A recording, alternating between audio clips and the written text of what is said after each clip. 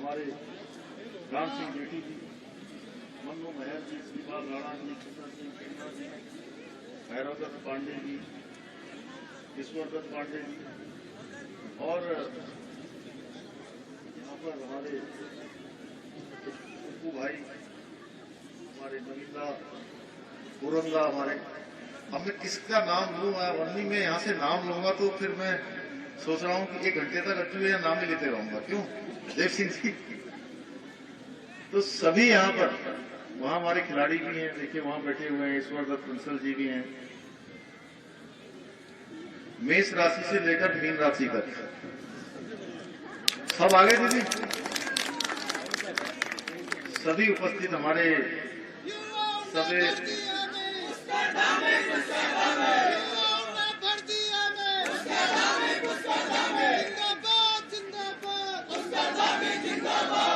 सभी हमारे बड़े बुजुर्ग, सभी उपस्थित माताएं बहनें, और मैं देख रहा हूं कि इस कार्यक्रम में हमारे बहुत बड़ी संख्या में जो हमारे नौनिहाल आए हैं, भविष्य के कर्णधार आए हैं, मेरे सभी प्रिय छात्र और छात्राएं,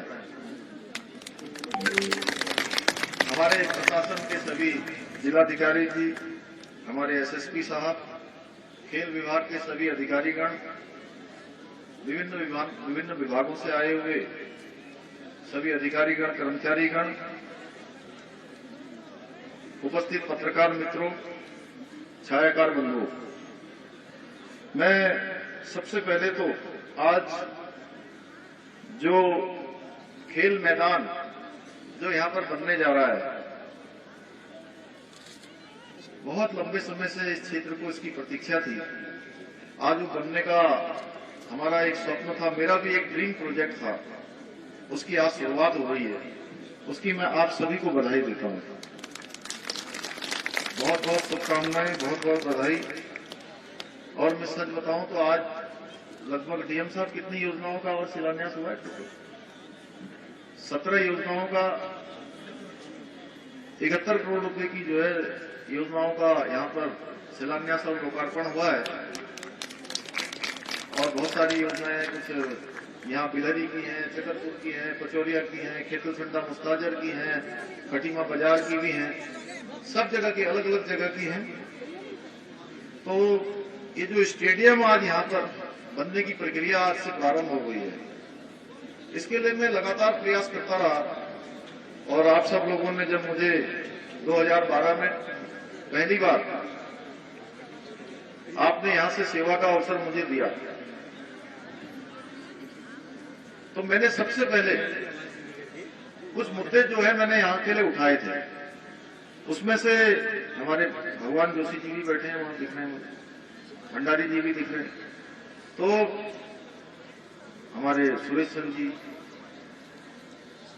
जब मैंने ये मुद्दा उठाया था कि खटीमा में एक खेल का मैदान होना चाहिए, खटीमा में आईटीआई होना चाहिए, खटीमा में पॉलिटेक्निक होना चाहिए, खटीमा का सरकारी अस्पताल अच्छा होना चाहिए, खटीमा में केंद्रीय विद्यालय होना चाहिए, खटीमा में बस अड्डा होना चाहिए, खटीमा में बाईपास बनना चाहिए, खटीमा में हमारे जनजाति के बच्चों के लिए आवासीय एकलव्य विद्यालय होना चाहिए, खटीमा में शहीद स्मारक बनना चाहिए, खटीमा में हमारा जो वन चेतना मैदान है उसमें खेल का मैदान बनना चाहिए, खटीमा का जो हमारा बनखंडी महादेव का परिसर है उसका सौंदर्यीकरण होना चाहिए, खटीमा में शारदा घाट, लालकोठी शारदा घाट का सौंदर्यीकरण होना चाहिए, बाबा भारामल बाबा का जो स्थान है उसका सौंदर्यीकरण होना चाहिए, खटीमा शहर का सौंदर्यीकरण होना चाहिए, उसके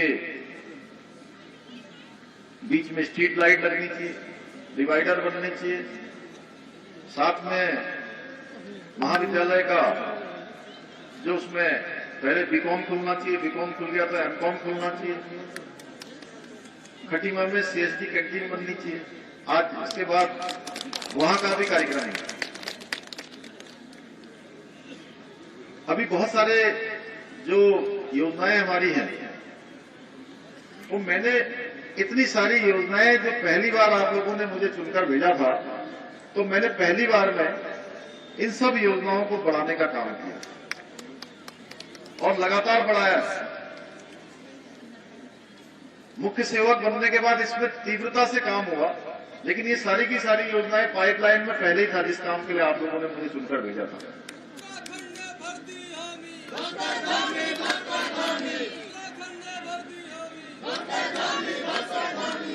मुझे खुशी है कि आप सबके सहयोग से, आप सबके आशीर्वाद से, माननीय प्रधानमंत्री जी के मार्गदर्शन में हम लोग लगातार उत्तराखंड को आगे बढ़ाने के लिए काम कर रहे हैं। और ये बहुत सारी जो योजनाएं मैंने आपको अभी गिनाई हैं, जितने मुख्य मुख्य बिंदु मेरे ध्यान में आए, मैं चाहता था खटीमा में ये सब काम हो, खटीमा में ये योजनाएं धरातल पर उतरे। उसके लिए जो ये वन चेतना मैदान है, वन चेतना मैदान में स्टेडियम बनना ये किसी महाभारत से कम नहीं था। अब आप सोच रहे होंगे कि महाभारत कैसी थी। महाभारत ऐसे थी, अगर यहां पर वन विभाग के डीएफओ साहब आए होंगे, डीएफओ साहब हैं, चले गए, अच्छा पीछे हैं कहीं। तो ये जो भूमि है, यहां पर खेल का मैदान है, ये भूमि पहले से ही, क्योंकि खेल के मैदान के रूप में यहाँ खेल खेलते हैं, तमाम प्रकार की प्रतियोगिताएं होती हैं, लेकिन ये वन भूमि में दर्ज है। और जब जब भी हम इसके मामले को आगे बढ़ाते थे, तो वन विभाग से इसकी एनओसी मिलती नहीं। ये हुआ कि इसके 1.5 हेक्टेयर भूमि को लेने के लिए हमने पहले, चूंकि उधम सिंह नगर में कहीं जमीन नहीं बची, नैनीताल में कहीं जमीन नहीं बची, चंपावत में कहीं जमीन नहीं बची, पिथौरागढ़ में भी जमीन नहीं बची, बागेश्वर में भी नहीं बची। इसके बाद हमने पौड़ी जनपद में इसके लिए जमीन मांगी, क्योंकि ये नियम होता है सरकार का कि कहीं पर भी अगर वन भूमि में कोई सरकारी कार्य किया जाता है या भूमि का हस्तांतरण किया जाता है, तो उसके बदले में उसकी दुगनी भूमि सरकार को देनी होती है। और क्षतिपूर्ति वृक्षारोपण के साथ बहुत मुश्किल के बाद हमारा पौड़ी जनपद में चाकीसेड़ तहसील में वहां जाकर हमको वन भूमि मिल पाई। और प्रयास करते करते करते करते इसके लिए सरकार ने पैसा भी दिया कि वहां पर जितनी भी भूमि पर जो है, जो बंजर भूमि है, उस भूमि पर वृक्ष लगाए जाएंगे। बहुत बार फिर इसका यहां से प्रस्ताव बन के गया, फिर इसमें और कोई दिक्कत आ गई। उन्होंने कहा कि चारों तरफ अतिक्रमण है, तमाम अड़ंगे इसमें लगते रहे। अंततः मैं इसको बताऊंगा तो बड़ा लंबा हो जाएगा, इतनी ज्यादा दिक्कत है। लेकिन बाबा बनखंडी मां दास के आशीर्वाद से, मां पूर्णागिरी के आशीर्वाद से, बाबा बयानदुरा के आशीर्वाद से ये अंततः जो है भारत सरकार ने यहाँ पर भूमि की सहमति प्रदान करी। और सहमति प्रदान करते ही, क्योंकि 5 करोड़ रुपए से अधिक की धनराशि के लिए एएफसी होती है, इसकी टेक्निकल कमेटी बैठती है, और इसकी टेक्निकल कमेटी नवंबर के माह में हो गई थी और दिसंबर में इसका पैसा जारी हो गया। 17 करोड़ रुपए के लगभग धनराशि है, और इससे जो है ये स्टेडियम यहाँ पर बनेगा। और आगे भी धनराशि की जरूरत पड़ेगी तो और भी धनराशि इसके लिए बढ़ाई जाएगी। मैं चाहता हूं कि हमारे क्षेत्र में अच्छा एक खेल का मैदान बने। हमारा आज सैनिक भाइयों के लिए लंबे समय से मांग थी। वो बच्चे क्या कर रहे हैं? ये कुर्सी क्यों उठा रहे? अरे ये कुर्सी क्यों उठा रहे? इनको बैठा लो। क्या होगा? चलिए लगाइए भारत माता की। उधर जो कुर्सी उठा रहे थे वो नारा नहीं लगा रहे। भारत माता की, भारत माता की। तो बड़ा भव्य और दिव्य स्टेडियम यहां पर बनेगा। और उधर आज ही हम जो हमारी कैंटीन है, कैंटीन खुल तो गई है लेकिन अभी सरकारी अस्पताल में चल रही है। उसके लिए भी स्थायी बिल्डिंग होनी चाहिए। उसके लिए 2 करोड़ रुपए की धनराशि, 2 एकड़ भूमि और उसमें सैनिक मिलन केंद्र भी, दोनों एक साथ बन रहे हैं। एक के लिए अभी पहले चरण में 1 करोड़ की धनराशि और साथ में 7 करोड़ रुपए की धनराशि, उन दोनों प्रोजेक्टों के लिए वहां की स्वीकृति हो गई है। तो लगातार बनेगा। बाईपास आपका पूरा तरह से निर्माणाधीन है और जैसे जैसे मिट्टी मिलती जाएगी बाईपास भी हमारा बन जाएगा। इस सीमांत क्षेत्र में मैंने कोशिश करी है पहले से ही, क्योंकि मेरा सभी जगह पर एक एक गली, एक एक मोहल्ला, एक एक सड़क यहाँ की देखी हुई है। हर सड़क में मैं गया हूं और अभी भी मुझे एक सेल हमने वहां खोल रखा है जो केवल खटीमा के कामों को देखता है।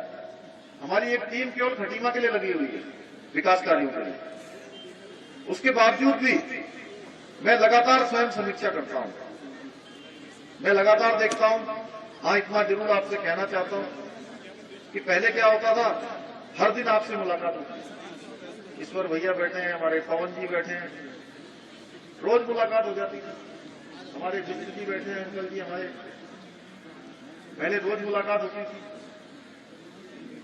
अब मुझे भी लगता है कि मैं आप लोगों से मिलूं, आप लोगों के बीच में रहूं, लेकिन क्या करूं, किरण भाई बड़ी मजबूरी है और ये काम भी है, पूरे प्रदेश के अंदर जाना पड़ता है।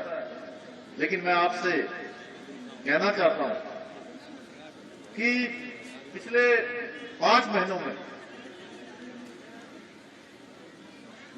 एक एक पल और एक एक क्षण मैंने उत्तराखंड राज्य के लिए 1 करोड़ 25 लाख भाइयों बहनों को समर्पित किया है। इन 5 महीनों में हमने 500 से भी अधिक फैसले लिए हैं और केवल फैसले ही नहीं लिए हैं, फैसलों के साथ साथ उनका वित्तीय प्रबंधन करते हुए उनके सबके शासनादेश भी निकाले हैं, उन योजनाओं को धरातल पर भी उतारा है। हमने युवाओं के लिए बहुत सारी घोषणाएं करी। अभी मैं पीठसेड़ में गया था, वीर चंद्र सिंह गढ़वाली जी की पुण्यतिथि पर 1 अक्टूबर को।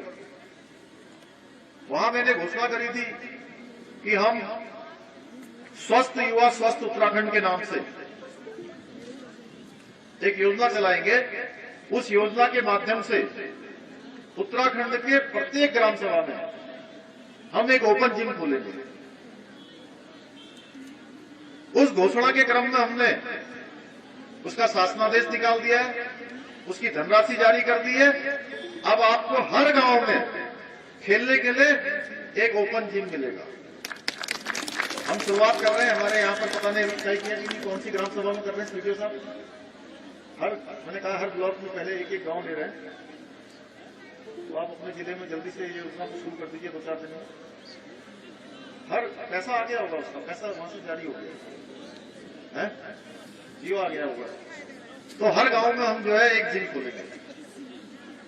इसी प्रकार से अभी मैं यहाँ आया था, एकलव्य विद्यालय आवासीय का जिस दिन लोकार्पण था, उस दिन मैंने घोषणा करी थी कि हम उत्तराखंड के अंदर एक स्पोर्ट्स यूनिवर्सिटी यानी खेल विश्वविद्यालय बनाएंगे।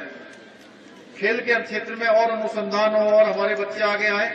हमने महाराणा प्रताप खेल विश्वविद्यालय बनाने की घोषणा करी थी, उसको हमारी सरकार ने पास कर दिया है, हमारी कैबिनेट ने पास कर दिया है। हम जल्दी जो है उत्तराखंड के अंदर खेल विश्वविद्यालय बनाएंगे।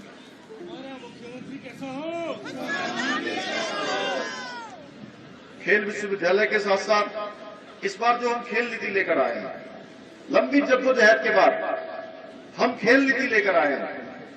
पहले कहते थे खेलोगे कूदोगे तो क्या कहते हैं, हो जाओगे खराब,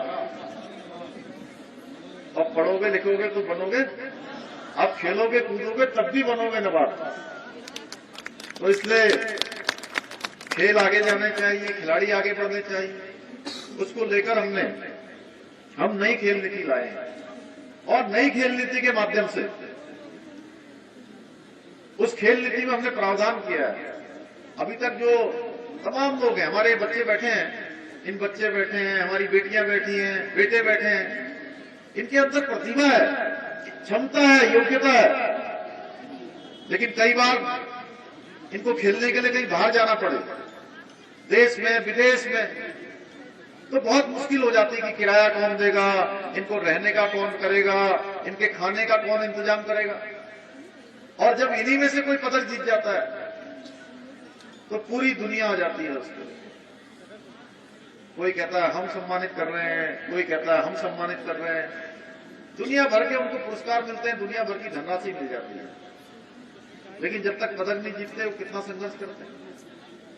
अब हमने कहा है, हमने नई खेल नीति में प्रावधान किया है कि अब जो बच्चा या जो बच्ची जिसके अंदर योग्यता होगी, क्षमता होगी, उसके माता पिता के पास यदि साधन नहीं होंगे, संसाधन नहीं होंगे, तब भी उसकी नई खेल नीति में उनके जाने का, उनके रहने का, उनके खेलने का सारा प्रावधान किया है।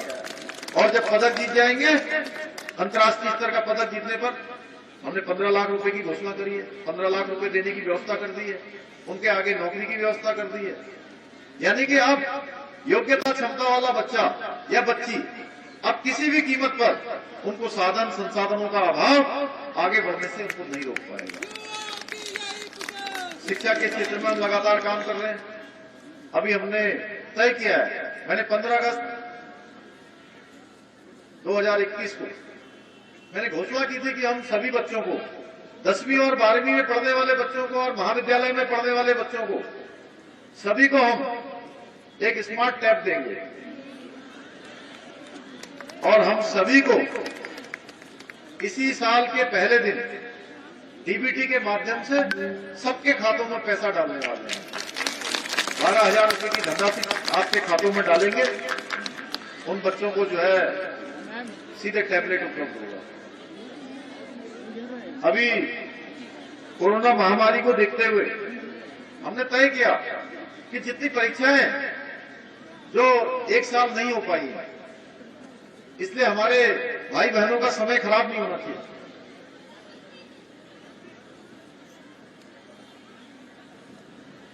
आप लोगों को पता है कि हम लोग टैबलेट देने वाले हैं बच्चों, जरा बताइए। टैबलेट समझते हैं सब लोग? नहीं समझते? समझते हैं। जो छोटा कंप्यूटर होता है, चलिए जिसको समझ में आता जरा ऐसे दिखाइए। हाँ, इधर आता है। तो छोटा कंप्यूटर, छोटा मोबाइल जैसा, वो सभी को देने वाले हैं। मैंने पैसे देंगे, उसका आप लोगों ने खरीदना है। और किसी ने पैसे रखने नहीं है, क्योंकि उसके बाद ये भी तय किया जाएगा कि किसने खरीदा है, किसने नहीं खरीदा है। ये डीएम साहब और हमारे शिक्षा विभाग के लोग जो है इसको सुनिश्चित करवाएंगे।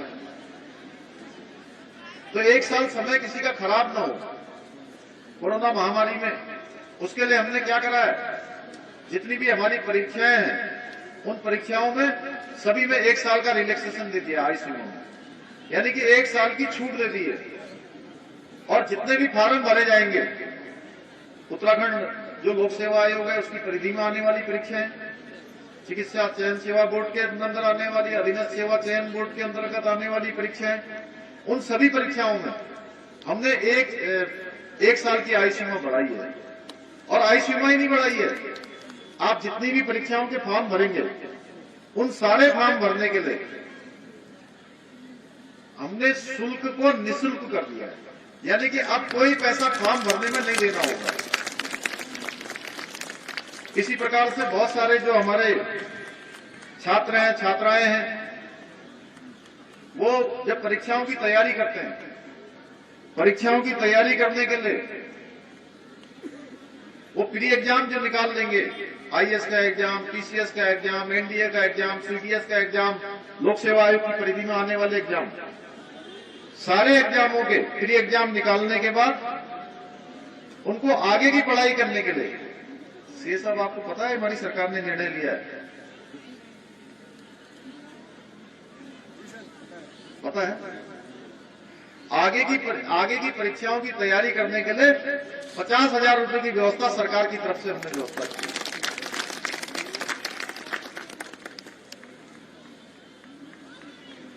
ऐसे बहुत सारे काम हम कर रहे हैं। हमने आंगनबाड़ी बहनों का मानदेय बढ़ाया है, हमने आशा बहनों का मानदेय बढ़ाया है, पीआरटी के जवानों का बढ़ाया है, उपनल के कर्मचारियों का बढ़ाया है, हमारे ग्राम प्रधानों का मानदेय बढ़ाया है। ऐसे बहुत सारे भोजन माताओं का बढ़ाया है। कोई क्षेत्र हमने छोड़ा नहीं है जिस क्षेत्र में हम काम नहीं कर रहे हैं। क्यों दीवानदा पता है? ये दीवानदा है, हम लोग बचपन से जो है साथ उठते थे, खेलते थे, बाहर जाते थे तो इनकी दुकान में रहते थे, वहीं रखते थे सामान रोडवेज में। तो ऐसे बहुत सारे काम हम लोगों ने आगे बढ़ाए हैं। मैं आप लोगों से केवल इतना कहना चाहता हूं, क्योंकि कहने के लिए मेरे पास बहुत है। इंस्पेक्टर साहब, नरेश जी, अगर मैं कहूंगा तो यहां से कई घंटे लग जाएंगे। अब मेरे से पत्रकार लोग एक जगह जगह में जाता हूं, सारे चैनलों में, कल भी आप लोग सुन रहे होंगे, आज तक में था मैं, तो पता क्या कहते हैं वहां से? कहते हैं आप काम तो बहुत अच्छा कर रहे हो, लेकिन आपको समय बहुत कम मिला है। अब मैं उनसे कहता हूं, भाई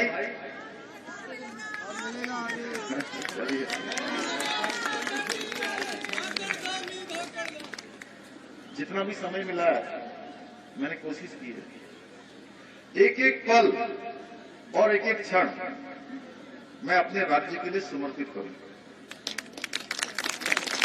चाहे आपदा का समय हो, चाहे कोई अन्य समय हो, मैंने प्रत्येक जनपद में मैं गया हूं।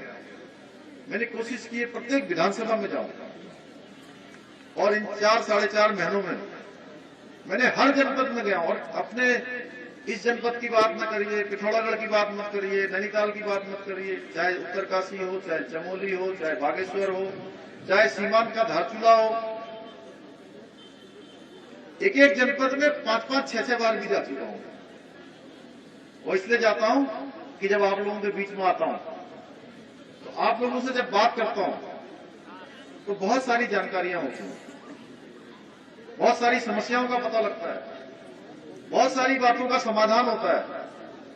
मैं आपको बताऊं, जब आपदा के समय में मैं नारायणगढ़ ब्लॉक में चमोली जिले के डुंगरी गांव में गया था, और डुंगरी गांव में जब मैं गया, आप सीपीओ साहब वहां रहे हैं चमोली में, एक डुंगरी गांव है जहां आपदा आई थी।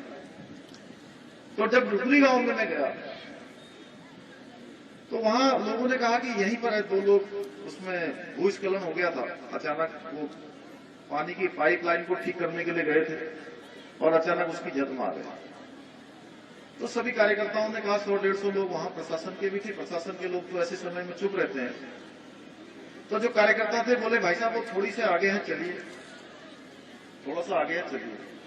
मैंने कहा चलिए, चलो चलते हैं। जब मैं जाने लगा तो वो 4 किलोमीटर नीचे था और खड़ी चढ़ाई थी, लेकिन बड़ा दुख भी था, क्योंकि ऐसा समय था कि उनके परिवारों से जुड़ना बहुत जरूरी था।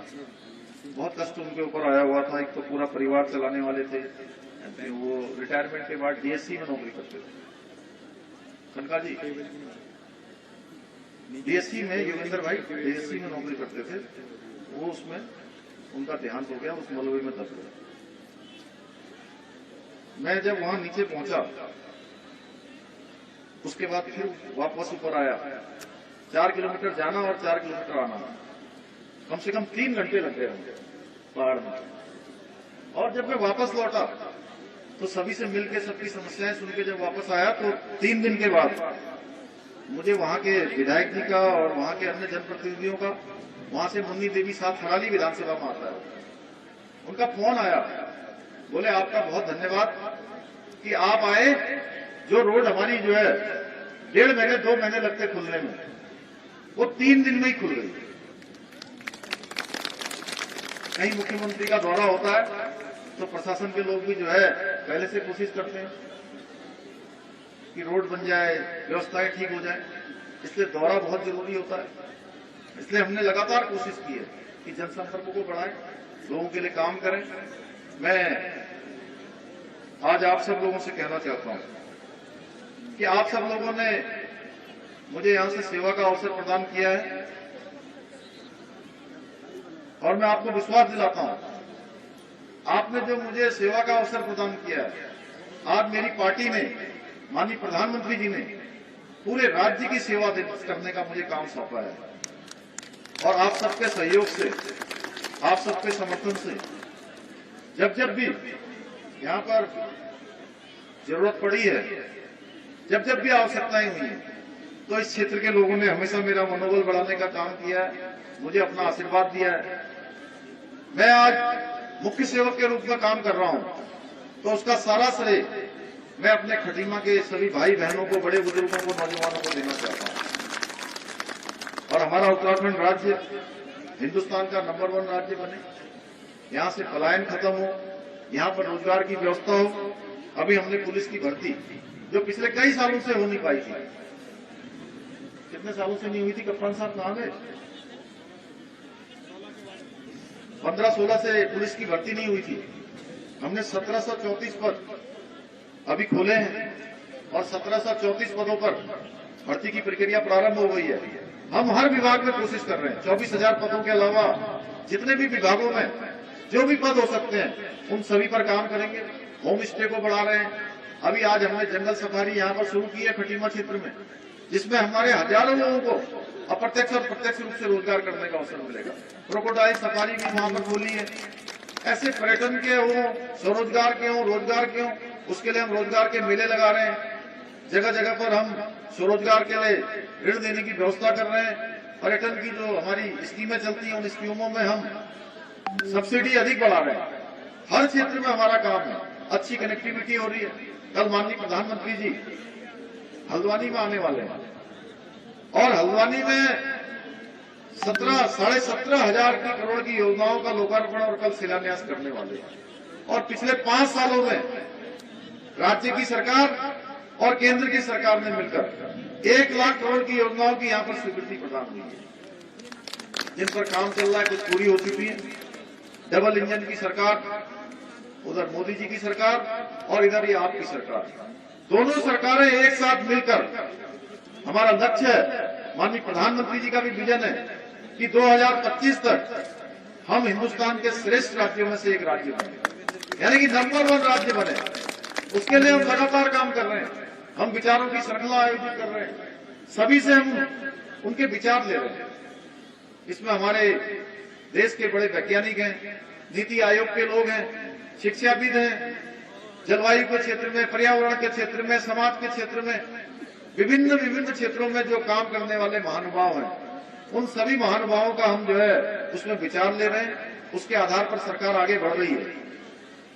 साथ में हमने सभी विभागों को कहा है कि अगले 10 सालों का रोड मैप बनाकर दें, जिससे कि हम आने वाले समय में उस रोड मैप के आधार पर और इन विचारों की श्रृंखलाओं से जो विचार आए हैं उसके आधार पर आत्मनिर्भर उत्तराखंड बने।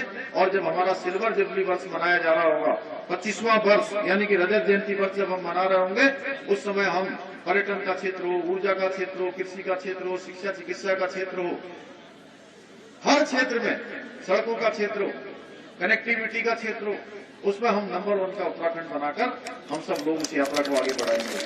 पुनः आज के अवसर पर मैं आप सभी का बहुत आभारी हूं कि आप सब लोग बड़ी संख्या में आए हैं।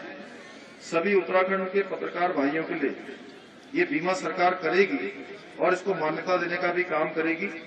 जिन लोगों ने बड़ी विषम परिस्थिति में काम किया है, मैं इसके लिए इसका आकलन करवा के इस पर भी हम कार्रवाई करेंगे। हमारे पत्रकार भाइयों के लिए ये पर्ची आई है मेरे पास, तो हाँ, कांडपाल जी का दुखद निधन हुआ है, उनका भी हम उनको भी श्रद्धांजलि अर्पित करते हैं। बहुत दुखद रहा उनका जाना।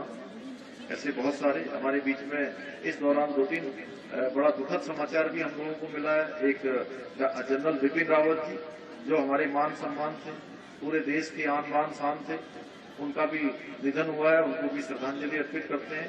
साथ में हमारे उत्तराखंड के सबसे वरिष्ठ विधायक हरवंश कपूर जी का भी निधन हुआ है, उनको भी हम अपने श्रद्धा सुमन अर्पित करते हैं।